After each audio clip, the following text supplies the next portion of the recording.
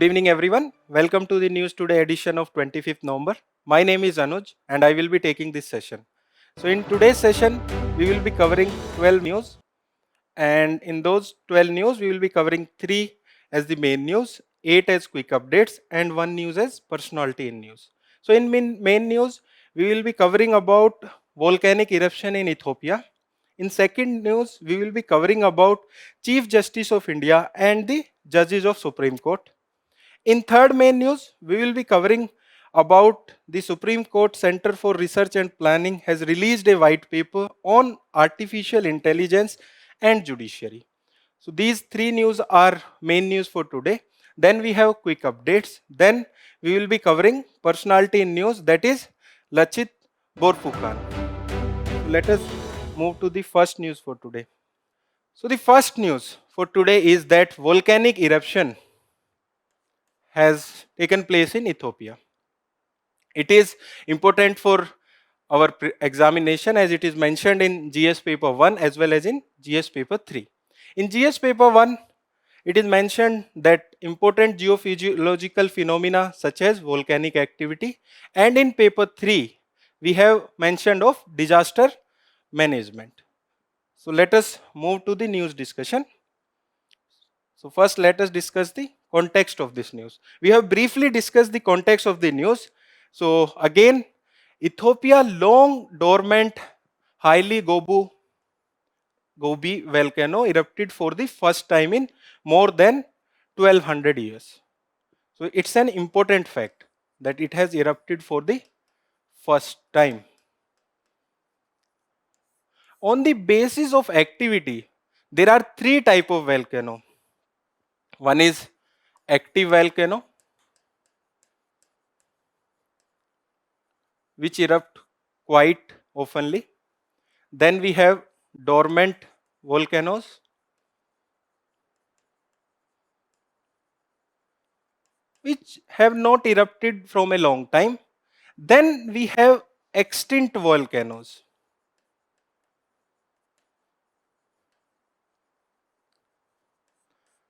That means they have not erupted.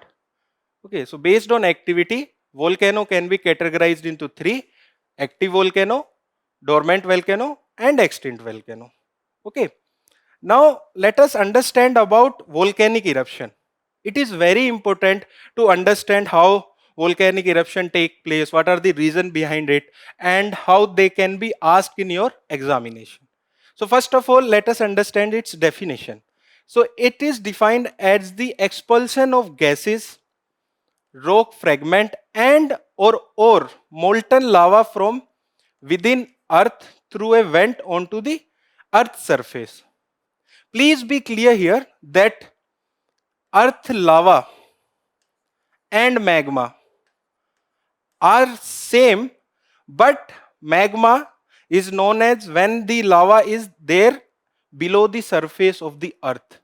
When it comes out, it is known as lava. So that is the basic difference between magma and lava. Okay, and earth's mantle contain a weaker zone called asthenosphere, from where the molten rock materials called magma escapes out. Okay, that magma only converts into lava. Okay, we will be understanding about its dynamics in the next slide. Okay, let us move to the next slide. So key eruption material, first of all, it is lava that has erupted from the magma. There are other materials as well, such as pyroclastic debris, volcanic bombs, ash, dust, gases such as nitrogen compound, sulfur compound, and other materials as well. So basically on types of lava, the volcanoes can be classified as acidic volcanoes or basic or basaltic volcanoes. Okay, there are other types of volcanoes as well. We will understand about them as well. So other types are caldera,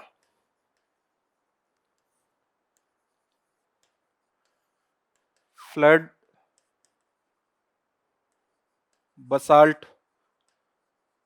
provinces volcanoes and mid-ridges volcanoes.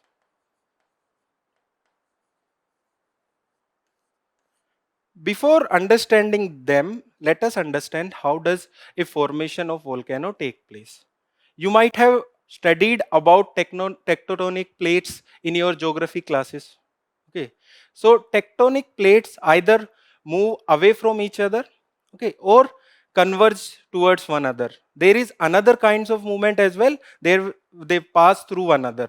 So in third type of transformation, there is no formation of volcano. But in first and second type of transboundaries, that is convergent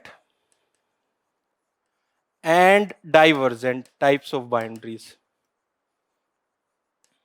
there is formation of volcanoes. So wherever there is convergence, okay, so one plate will be coming towards the other plate and the heavier plate will be going down the lighter plate. That is called as subduction zone. Suppose these are two plates and one plate will be going down. So this zone will be known as the subduction zone. Okay, so here there will be the formation of volcanoes. Similarly, in the case of divergent boundaries, so two plate boundaries will be moving from one another and there will be the rise of volcano or the magma. There also will be the formation of volcanoes. Now coming to the type of volcanoes based on the lava. First of all, there are two types of volcanoes based on the lava, and on the based of their structure they can be classified into five. First, let us understand the acidic or thicker volcanoes. What it is? So it contain high silica content, which is very viscous. That means that is not that fluid. Okay, so that won't travel far. In the case of basic volcanoes, they have low silica content and low viscosity. That means they can travel far. Suppose there is a vent and magma is coming out of it. Suppose it has low viscosity, so it will go far away from the vent.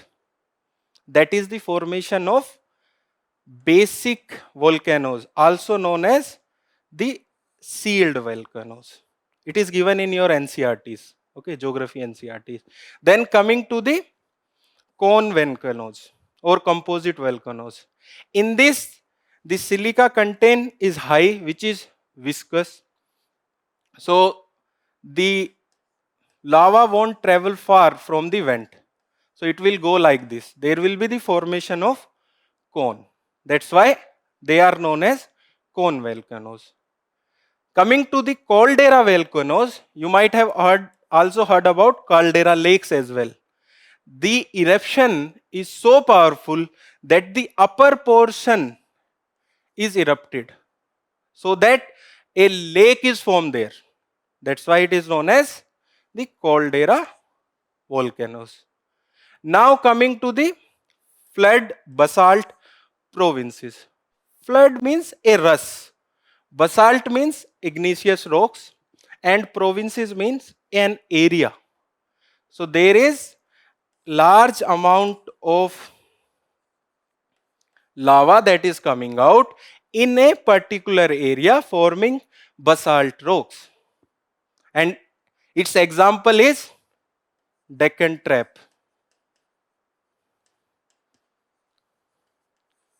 Okay. Your basics should be very clear when you are reading such types of news, because UPSC is asking from the basics of geography.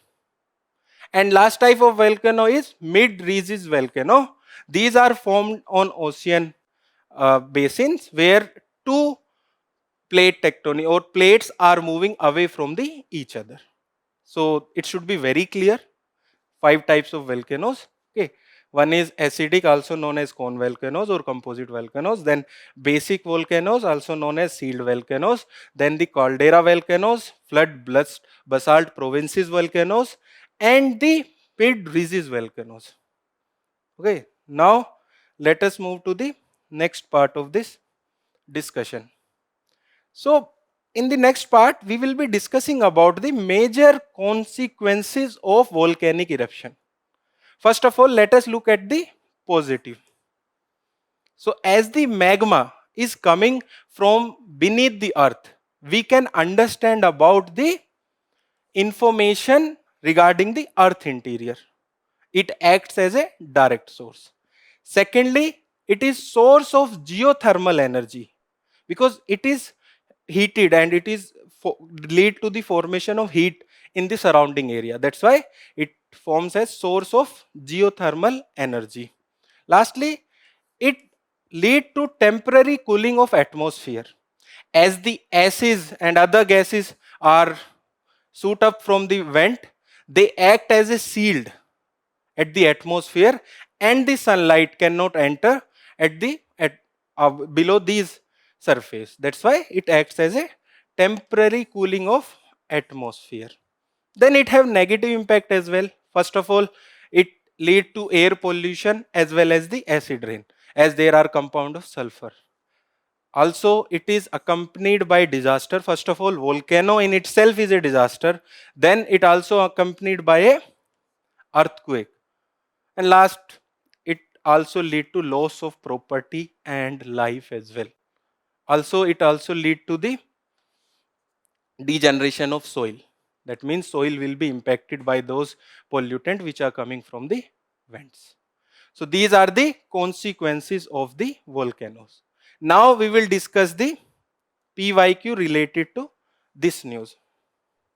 So first PYQ is from 2018 prelims. You have to solve this. Okay, you will learn about elimination method. You will learn about extreme statement in this question. Let us read the question. First, consider the following statement. Statement 1. The barren island volcano is an active volcano located in the Indian territory. Okay, this is the first statement. I think you all might be knowing about this. Second, barren island lies about 140 km east of Great Nicobar. Second statement. Third, the last time the barren island volcano erupted was in 1991 and it has remained inactive since then. If you are reading newspaper, you might be aware that it has erupted recently. And it also erupted in, I think, 2017. So this statement is wrong. Okay, so based on this information, third statement is wrong. So you have to select the answer, which is A, 1 only, B, 2 and 3, C, 3 only, D, 1 and 3. So please solve this question and write your answer in the comment section.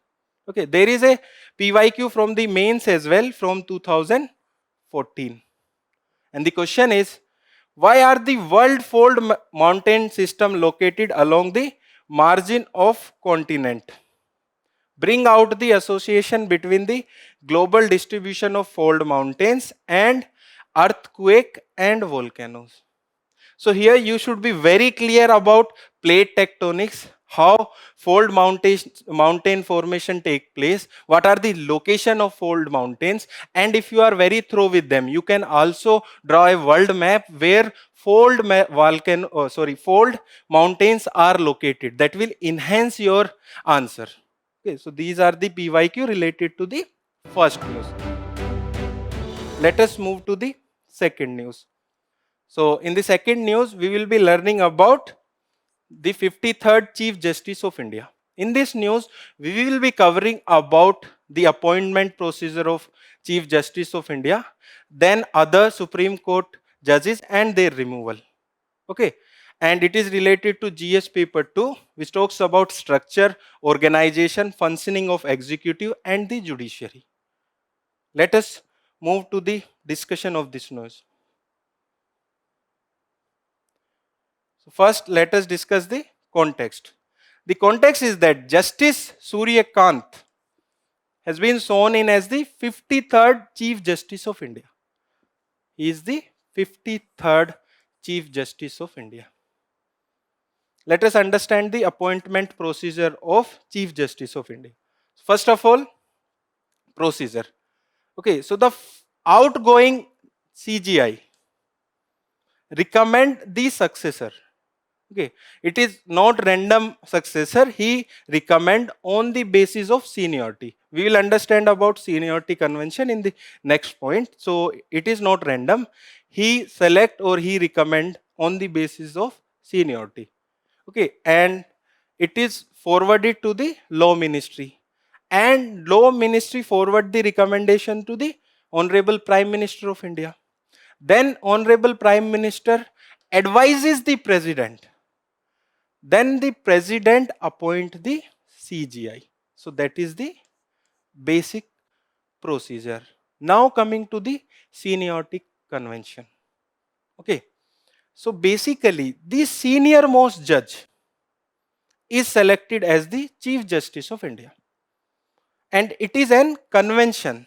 That means it is an tradition. Okay. And the seniority is not decided upon the age of the judge, but how much time the judge has worked in the Supreme Court. That is the basic definition of seniority here. Okay. And constitutional basis is that he or she is appointed by the President under Article 124(2). That is the basic. So question can be here, can be there from this information, or question can be there from the static information, like who was the first Chief Justice of India after independence. After independence, it is Justice H.J. Kanya. Okay. There is no woman Chief Justice of India till now. If such statement is there, it is correct or wrong. Okay. You should be knowing about such facts. Okay. So till now, there is no woman Chief Justice of India. So statement based questions are coming in the examination. So there can be a statement like there is no Chief Justice. There was no Chief Justice of India who was woman till now. So it is an correct statement. Okay. So please write down in the comment section who was the Chief Justice for the longest time as well as the Chief Justice for the shortest time. It will enhance your static information.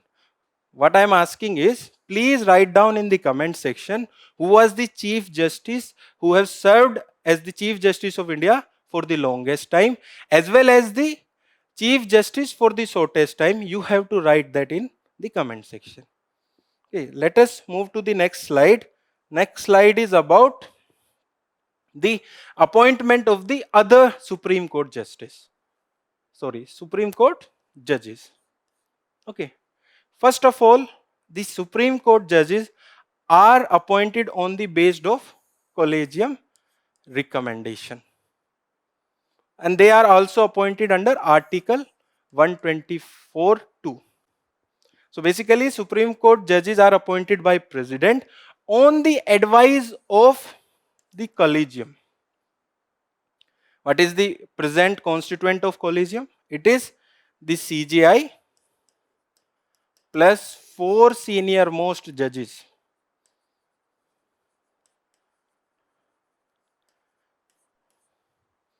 Okay, so that is the present constituent of collegium. Okay, so based on their recommendation, President appoint the Supreme Court judges. Okay, when you are reading about collegium system, please read about first, second, and the third judge case. It is very important to know about the evolution of collegium system. The first judge case was in 1981, second judge case was in 1993, and the third judge case was in 1998. Okay, please read about these 3 judgments. These are very simple judgment. You will learn about the evolution of collegium system in India. Okay. Secondly, what is the eligibility criteria for Supreme Court judge? So there are four criteria. First, he or she should be a judge of High Court for 5 years, or an advocate for High Court for 10 years, or he or she must be distinguished jurist in the opinion of president. That means if president think that you are a distinguished jurist, you can be directly appointed as Supreme Court judge. It is very important. And the second important fact here is that there is no minimum age for to be appointed as Supreme Court judge. Please note that there is no minimum age for appointment of Supreme Court judge. Supreme Court judge. It is very important. Okay, it get confusing. It might be looking simple at first, but when you will be reading about all the appointment, then it will become little bit confusing. So let it be very clear here that there is no minimum age requirement for appointment of Supreme Court judges. Okay, now let us talk about tenure of Supreme Court judge. So he or she hold office until 65 years of age. And please note here that the person who has been a judge of Supreme Court is debarred from practice in any court of law or before any other authority in India. That's a fact that can be asked in the question form or the statement format in your prelims examination. Okay. So now let us look at the removal process of Supreme Court judges. So here the grounds of removal is only on grounds of proven misbehavior or incapacity. Okay, there is a PYQ related to this news. Please listen carefully. You have to solve this PYQ. Okay. So the ground of removal is only on the ground of proven misbehavior or incapacity. These terms are not defined in the Constitution. These terms are not defined in the Constitution. Secondly, the president can remove a judge only after the both House of Parliament passes a special resolution. So let us understand a little bit here. First of all, 50 members from the Rajya Sabha or 100 members from a Lok Sabha passes a removal resolution, and they submit that resolution to Speaker or Chairman. Speaker in the case of Lok Sabha, Chairman in the case of Rajya Sabha. So the Speaker or Chairman can accept the motion, also he or she can reject the motion. It is very important. He or she can accept the motion, removal motion, or he can reject the motion. If he accept the motion, then he have to form a committee. It will be a 3-member committee which will inquire about the proven misbehavior or incapacity of the judge. Okay, they will inquire about that, then they will submit a report. Based on that, a resolution will be passed in the both the house which require a special majority. And special majority for impeachment or removal of Supreme Court judges, that the majority of the house, okay, and majority of 2/3 member voting and their majority. That means total majority of the house is required, and at least 2/3 members should be voting and their majority is also required. And that resolution should be passed from both the houses in the same session. It should not be the case that in one house it is passed in one session of the house and in the other house it is passed in the next session.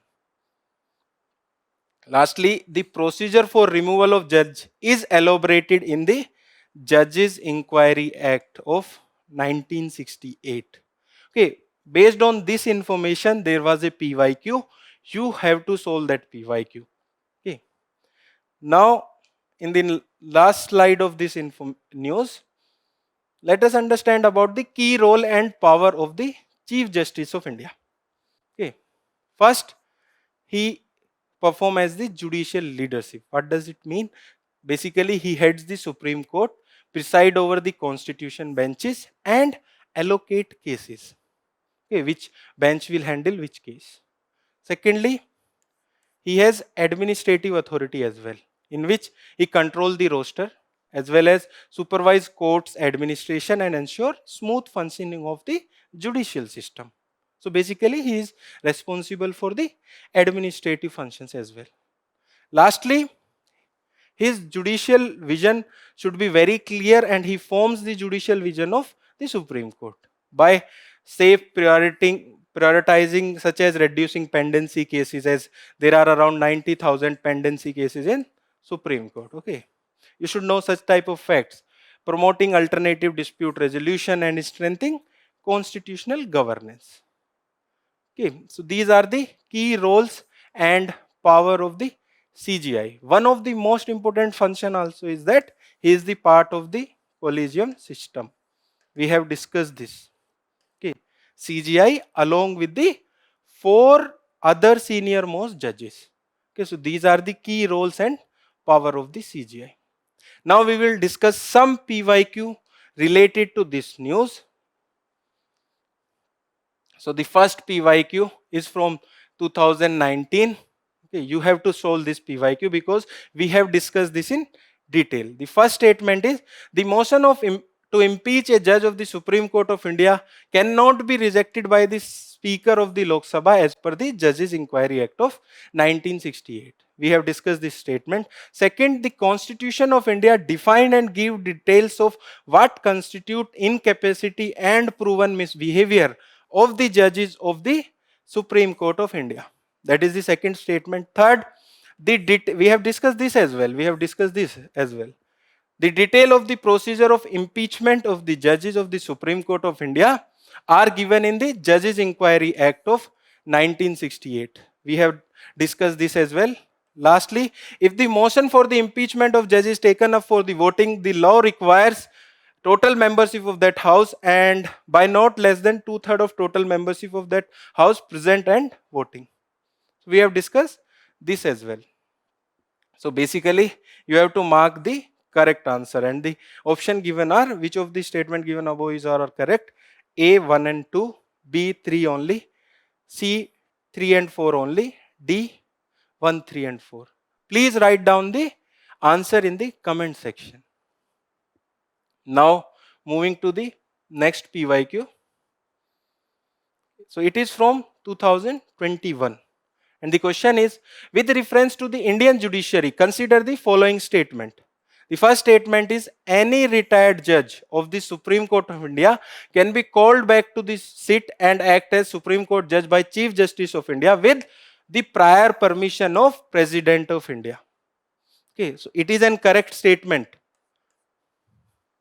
Any retired judge of the Supreme Court of India can be recalled back with the prior permission of the President of India by Chief Justice of India. It is an correct statement. Second, a High Court in India has the power to review its own judgment as the Supreme Court does. Okay, so this is also an correct statement because High Court also acts as court of record. So both these statements are correct. Answer will be C, both 1 and 2. Okay. Please note that it is very necessary to solve all the polity question to clear prelims examination. Okay. It is a low hanging fruit to clear the prelims examination. Third PYQ is from 2012. The question is, what is the provision to safeguard the autonomy of Supreme Court of India? The first, while appointing the Supreme Court judges, the President of India has to consult the Chief Justice of India. We have discussed that.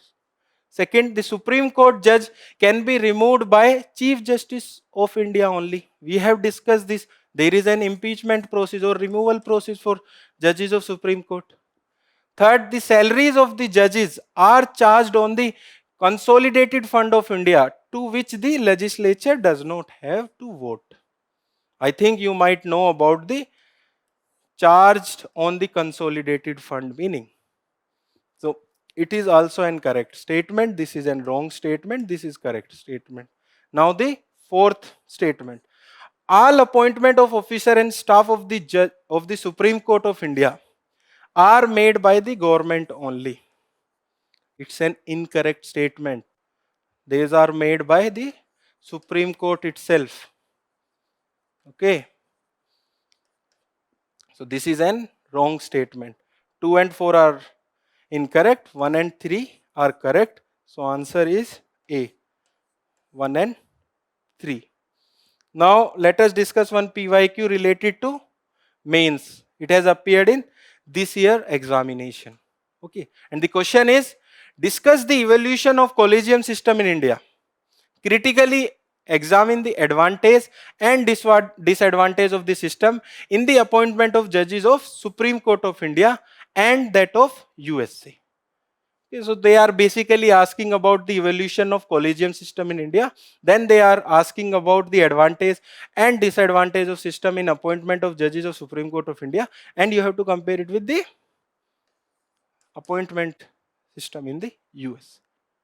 So this was the mains PYQ in the 2025.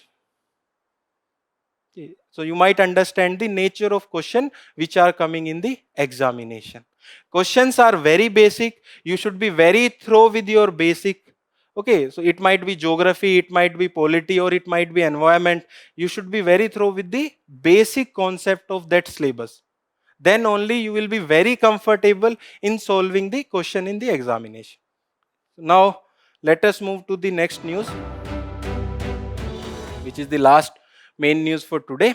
And here the news is that Supreme Court's Center for Research and Planning has released white paper on artificial intelligence and the judiciary. So basically this paper is talking about the usage of artificial intelligence in judiciary. It is related to GS paper 2, which talks about functioning of executive and the judiciary. Now let us move to the discussion of this news. We have already discussed the context briefly.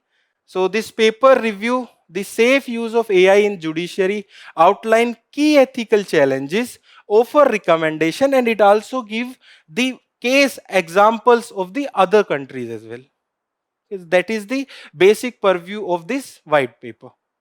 Now let us discuss the key highlight of this paper. In key highlight, we will first discuss the risk and ethical challenges of artificial intelligence. You are reading a lot about artificial intelligence in many news. You should basically know the definition of artificial intelligence. Basically, artificial intelligence is usage of machine which perform the function of human capabilities or human abilities. That is the basic meaning of artificial intelligence. So this paper provides risk and ethical challenges of artificial intelligence in judiciary. It also gives the recommendations as well as it gives the case examples as well. So first risk here is that it can lead to over reliance and loss of human touch. So there can be two cases and there can be same scenarios, but judgment can be different because there is the role of human judgment. If a judiciary rely a lot on AI, then the same judgment will be there. Okay, if facts and other points are similar, not also same, they are similar, the judgment will be same. So that's why it has highlighted that there should not be over reliance as it will lead to loss of human judgment. Secondly, it talks about hallucination and fabricated content. It might be seen in your note making as well. When you are making notes by using Chat GPT, Gemini, or other generative AI, there are chances that the AI will give information which is not correct and it can be fabricated content. And it will be saying that I am pretty sure that this information is correct. Okay, and they have talked about that it may produce false information or non-existent citation. example case they have given that the in Roberto Mata versus Ivanka and Kumar versus Lendl, the AI has given the fabricated content. That means they will be citing a judgment. There won't be any judgment like that, and there won't be any proof of that judgment. But AI will be citing that judgment. Okay, that is the meaning of this line. Thirdly, there are algorithmic bias as well. Our honorable Prime Minister has also talked about that AI is biased based on the data. Most of the time, AI think that a person is right-handed. Okay. Secondly, they will think that a person from a particular tribe or particular race is more, there are more chances that they will commit the crime. So there will be biases. Okay. And it has given the example of US Compass tool, which has been challenged in state versus Lomis and showed that there are racial biases in the AI. Lastly, it has also talked about deepfakes and evidence manipulation. You know about deepfakes where there are creation of voice or the videos which looks very similar to the original person videos. Okay, that is the other challenge in the usage of AI. Also, there are concerns regarding the privacy and the confidentiality risk, because it is often seen that we are giving our private information to the lawyers, and he or she might feed that information into a chat GPT or other generative AI. Then that data will be fed into that generative AI information. So that is the breach of privacy as well as the confidentiality. These were the risk and the ethical challenges of artificial intelligence. Now let us look into the key recommendation. First of all, it is said that create a AI ethics committee in judiciary. And what this committee will do? This committee will check where AI can be used. And it will have both technical as well as the legal expert. So that is the first major recommendation. Secondly, they talked about secure in-house AI system. So they are saying that any AI device or any AI platform which judiciary will use, that should be secured in the in-house. That means it should be available for the in-house. It should not be made public. Okay. Thirdly, they talked about adopt a formal ethical AI policy. That means there should be a policy which talks clearly about usage of AI in judiciary. They also talks about other, that means mandate disclosure and audit trail. That means what kind of details or what kind of disclosure should be made. Also, they also talks about comprehensive training. That means there should be training for usage of AI. Now we will look into the examples which are given by the white paper. First, it talks about key initiative in India. Okay, you can have a look upon them. You can use as an example when you are talking about technology in judiciary. Okay, first, e-court mission mode project.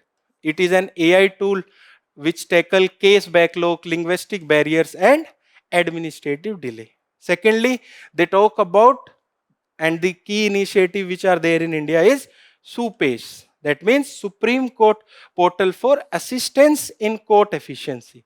And what does it do? It helps judges in analyzing case record and generate summaries. Thirdly, they talk about the SUHAS, which is Supreme Court Vidik Anuvad software. That is basically for translating the judgment of Supreme Court cases. And there are other examples as well. Terrace, that is AI based transcription tool. That is another one is Legra, that is legal research and analysis assistance. So these are important to write as an example when you will be supporting your answer in the question where they have asked about the usage of technology to clear the pendency of the courts or to reforms the courts. These are the key initiative of India. Now we will look into the key initiative of the world. Here also they can be cited as an examples. First, it talks about the UNESCO's, which has published recommendation on the ethics of artificial intelligence and global toolkit on AI and rule of law. This is the first initiative which is global.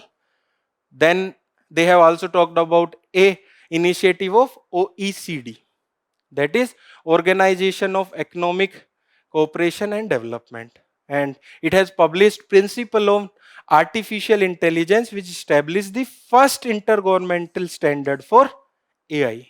This statement is important as this is an extreme statement. This established the first intergovernmental standard on AI. They also talk about the EU AI Act which regulate high risk judicial AI system. So there is an act in European Union which regulate high risk judicial AI systems. Lastly, they have given the example of national models. First is Brazil Ethos, and secondly they have talked about Singapore LawNet AI. So you can write them as an example to support your answer. Mostly in conclusion that these types of model can be used and our AI in judiciary can be better used.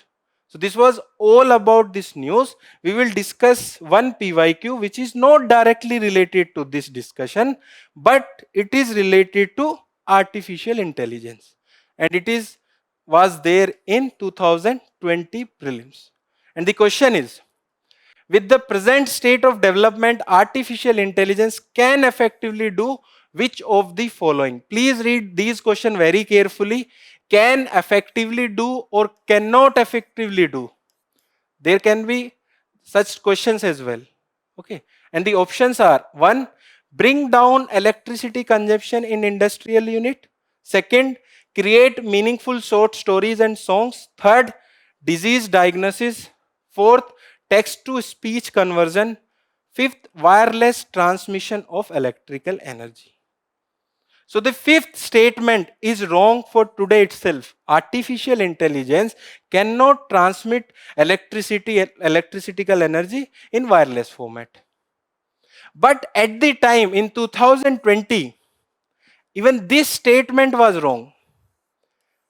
That means at that time AI could not create meaningful short stories and songs at that time. But now if this question, suppose this question is asked again in 2026 prelims examination, that means that this statement for now will become correct.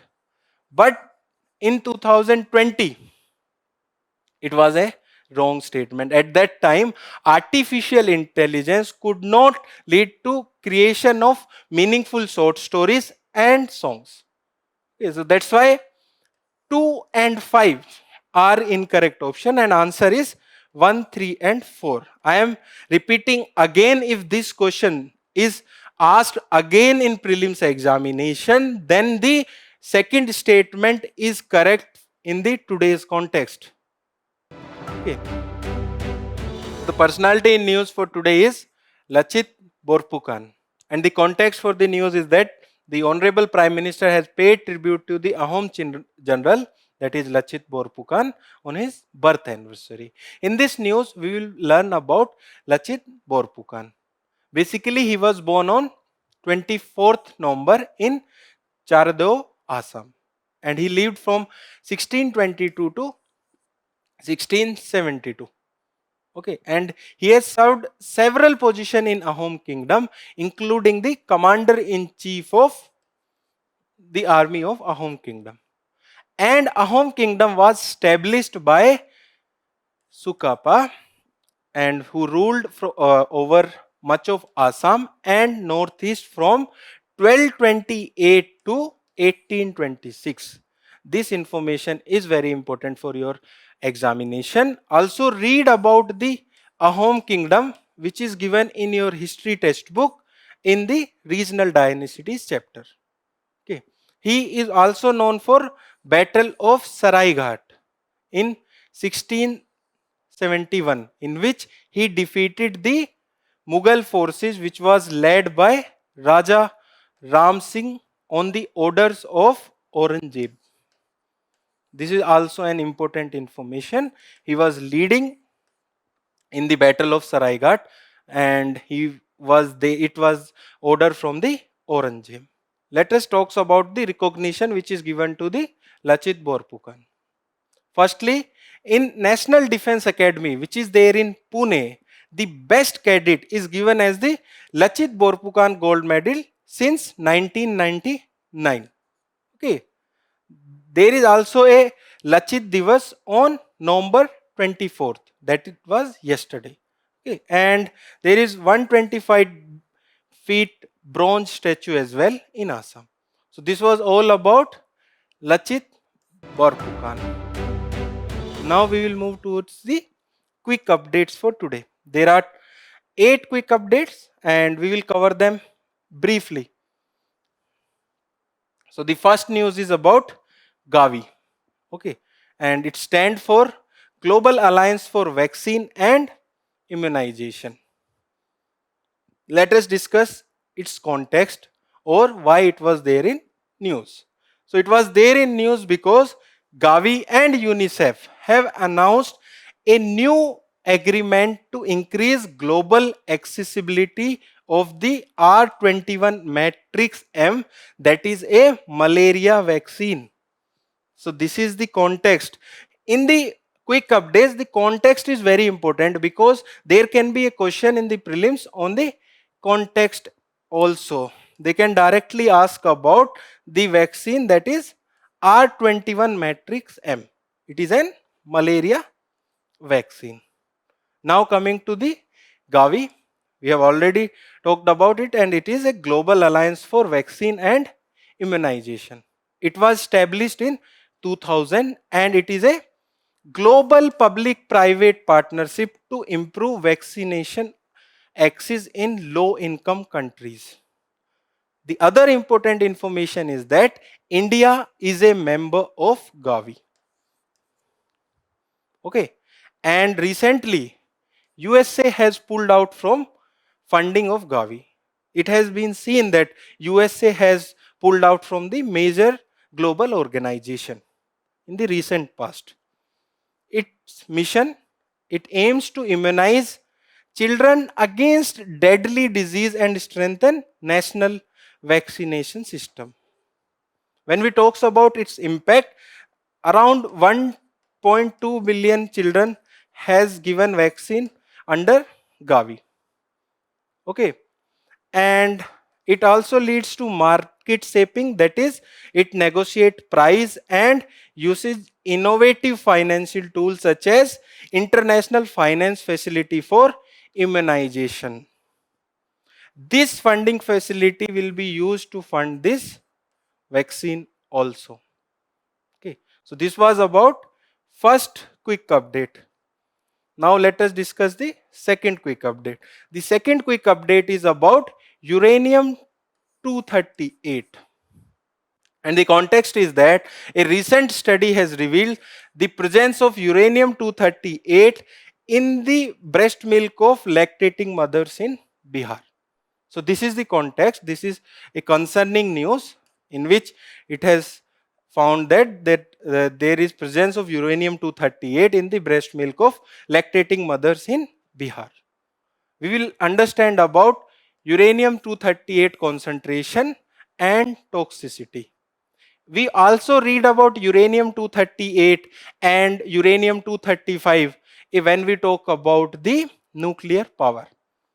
Okay, so basically uranium 238 is the most abundant uranium isotope in nature, forming about 99.3 of natural uranium. Basically, isotope means have same atomic number but different masses. So other 0.7% is uranium 235, which is used in nuclear power plants. Okay, and enriching of uranium 238 to 235 can lead to bomb formation as well, nuclear bombs. Okay, Its occurrence, that means where it is found in soil, rocks and groundwater and in drinking water under natural conditions. So that is the occurrence of U38.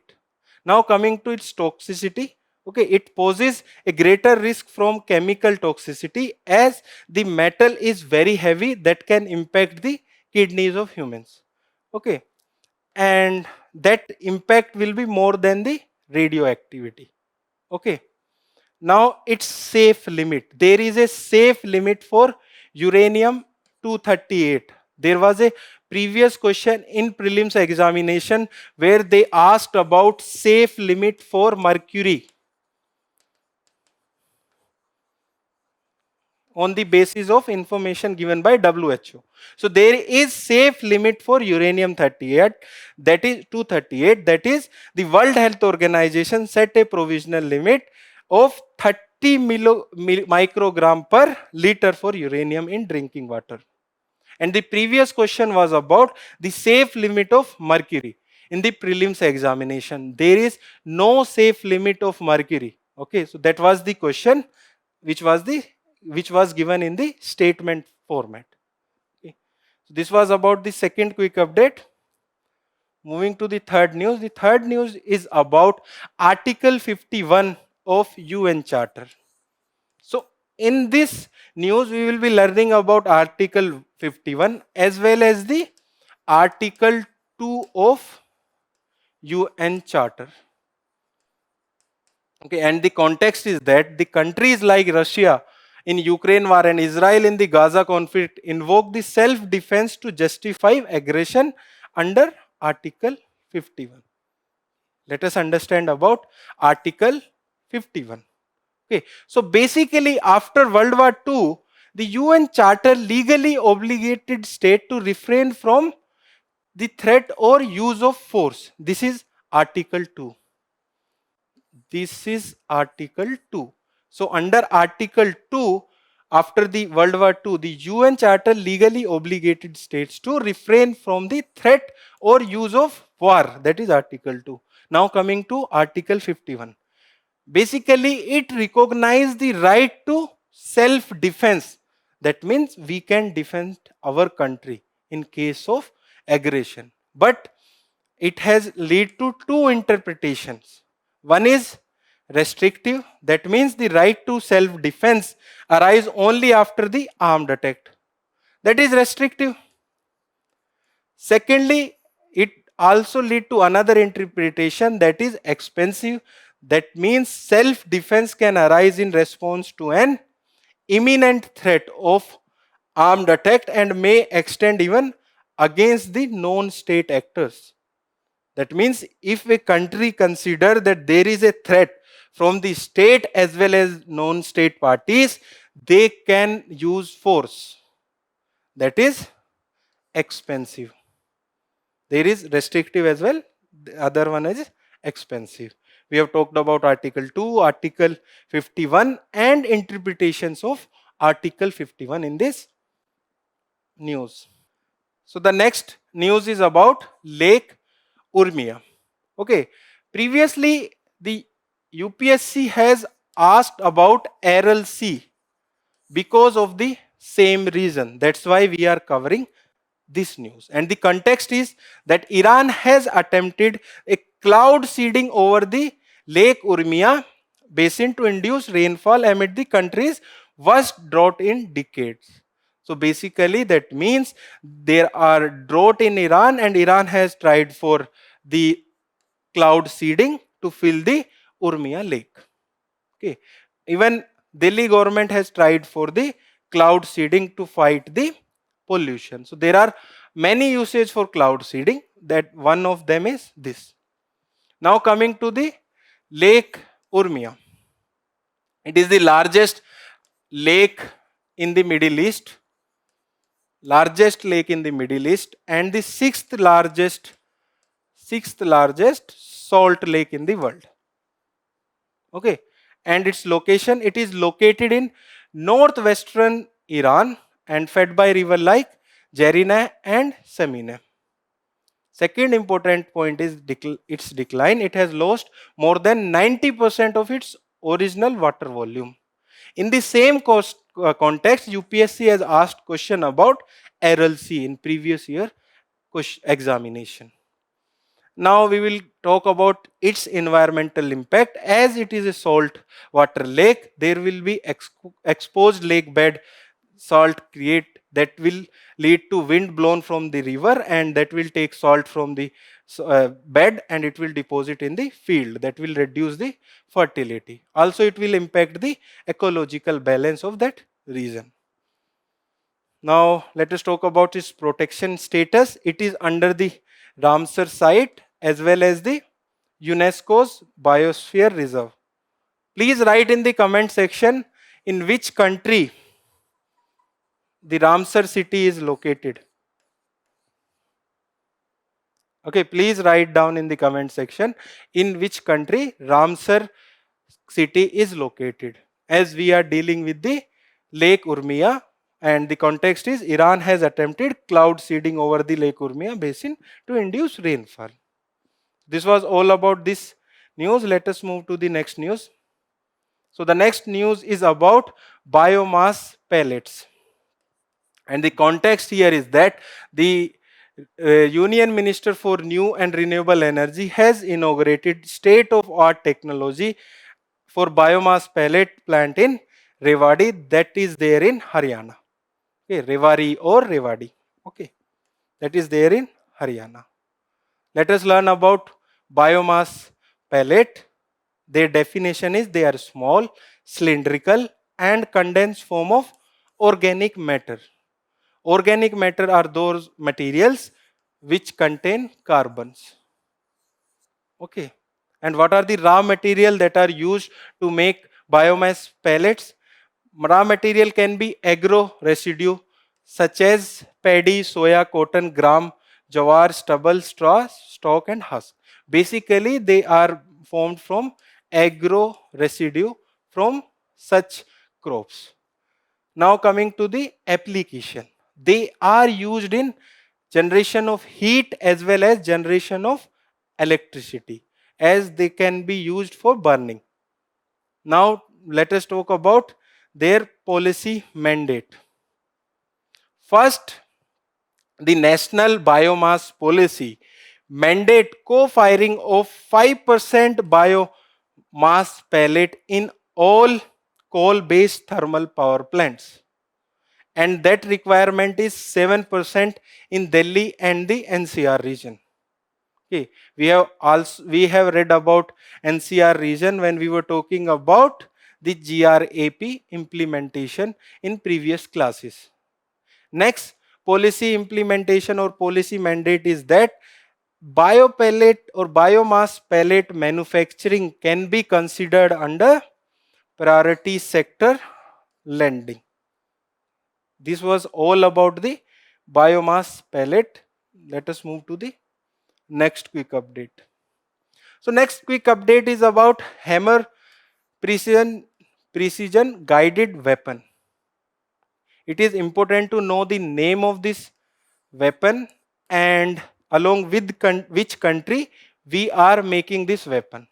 So basically India, BEL, that is Bharat Electronic Limited, and France Safran are manufacturing hammer precision guided weapon in India. So they are manufacturing it in India.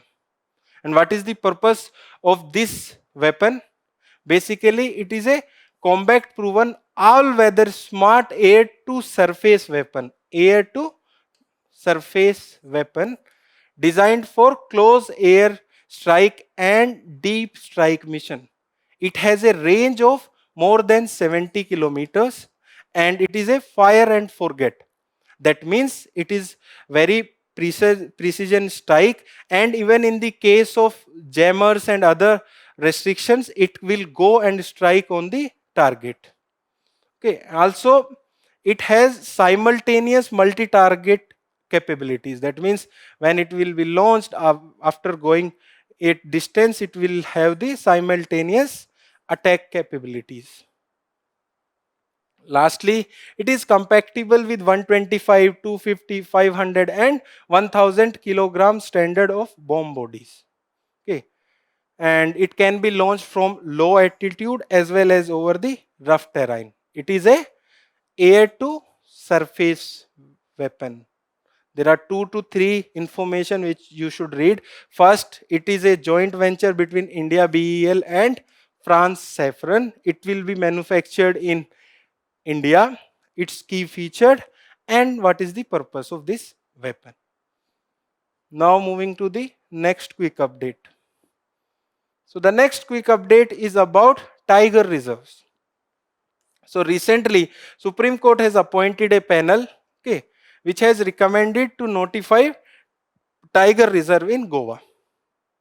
The panel has recommended that there should be a tiger reserve in Goa. And they have recommended that Kotigayo Wildlife Sanctuary and Netra Valley Wildlife Sanctuary, these two sanctuaries are there in Goa. And Netra Valley Wildlife Sanctuary share its boundary with Kali Tiger Reserve of Karnataka. That means Kali Tiger Reserve is there in Karnataka. And these two wildlife sanctuaries should act as core according to the recommendation of Supreme Court Supreme Court Committee.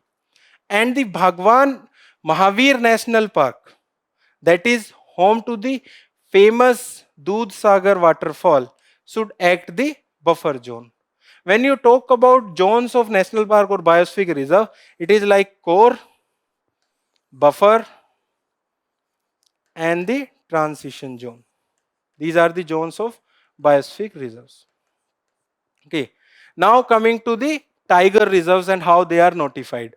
So they are notified by the state government as per the Wildlife Protection Act of 1972 and on the advice of National Tiger Conservation Authority. Okay, so this authority is also important because it is an statutory body which was formed by amending this act under Ministry of Environment. Okay, so there are two information which are very important here. First of all, that the state government notify the tiger reserve. Second, that NTCA is a statutory body under the Wildlife Protection Act of 1972 and it was formed in 2006. Okay, India has 58 tiger reserves and last one was Madhav in Madhya Pradesh. So please be very aware and keep reading about the tiger reserves in India. This number can change when you will be having your prelims examination. Presently, there are 58 tiger reserves in India. So the last quick update is Amuj Madia tribe. And the context is here that the Bastar region is witnessing growing participation of Amuj Madia youth in events like Bastar Olympics. In this news, we will be covering about Abuj Madia tribes as well as the PVTGs. Okay, so this tribe belongs to Primitive Vulnerable Tribes Group, PVTGs. There was a question about PVTGs in previous prelims examination and question was fact based. That is, there are around 75 PVTGs in India. That was a correct statement. Okay. And they reside in Narayanpur, Dantewada and Amuj Mud areas of Bijapur district. Okay. And they are ancestral and patriarchal tribe. That means they are led by the men of the family. Okay. And divided into several dynasties, but they speak Abuj Badia Gondi dialect. Okay. And the Abuj Maria women consider Godana, that is tattoos, as permanent jewels. So you will often see the tattoos on their bodies. Okay, now coming to the PVTGs, that is criteria for PVTGs. One information was that there are 75 PVTGs in India. And criteria for PVTG recognition is based on Debar Commission, which was formed in 1960 to 61. There are 4 criteria. One, pre-cultural agricultural level of technology. Second, low level of literacy. Third, economic backwardness. Fourth, a declining or stagnant population. So these are the criteria for recognition of PVTGs. So this was all about the News Today session for today. And for reading further about our current affairs or solving smart quiz, you can visit the digital current affairs website of us, and please solve the quiz which is visible on your screen. Thank you and all the best for your preparation.